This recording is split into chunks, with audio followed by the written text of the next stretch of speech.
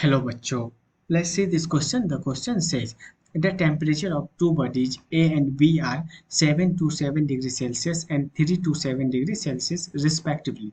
The ratio HA is to HB of the rate of heat radiated by them each.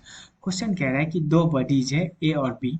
ए का temperature है 727 degree Celsius और B का temperature है 327 degree Celsius. अब कह रहा है कि ए और बी से जो हीट रेडिएट हो रहा है, मतलब रेट ऑफ हीट रेडिएट, मतलब जो पावर रेडिएट हो रहा है ए और बी से, उसको एच ए और एच बी से डिनोट किया है. तो H A upon H B का रेशियो क्या है? तो इस क्वेश्चन का पहले की कॉन्सेप्ट समझते हैं. इस क्वेश्चन का जो की कॉन्सेप्ट होगा, इस क्वेश्चन में बेसिकली टेम्परेचर दिया हुआ है और रेट ऑफ हीट रेडिएटेड पूछ रहा है. तो इस क्वेश्चन का की कॉन्सेप्ट एक फॉर्मूला होगा और वो फॉर्मूला होता है रेट ऑफ हीट रेडिएटेड.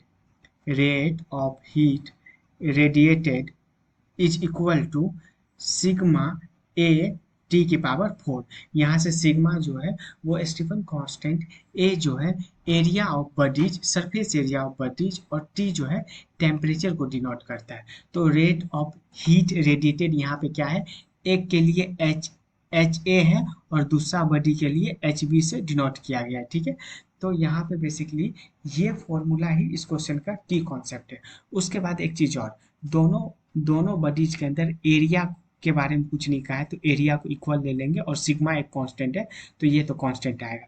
तो यहाँ से रेट ऑफ हीट रेडिएटेड जो है, रेट ऑफ हीट रेडिएटेड जो है वो आ जाएगा किस, हीट रेडिएटेड जो है वो आ जाएगा डायरेक्टली प्रोपोर्शनल टू टेम्परेचर का पावर 4, क्योंकि सिग्मा और ए तो कांस्टेंट है. तो अब देखो यहाँ से हम लोग ये लिख सकते हैं, जो एच ए होगा वो डायरेक्टली प्रोपोर्शनल होगा टी ए के पावर 4. टी ए मतलब टेम्परेचर ऑफ बॉडी ए का पावर 4, और एच बी जो है, ठीक है, मतलब heat radiated by bodies number 2, वो जो है वो डायरेक्टली प्रोपोर्शनल हो जाएगा किसके, टी बी के, टी बी का पावर 4.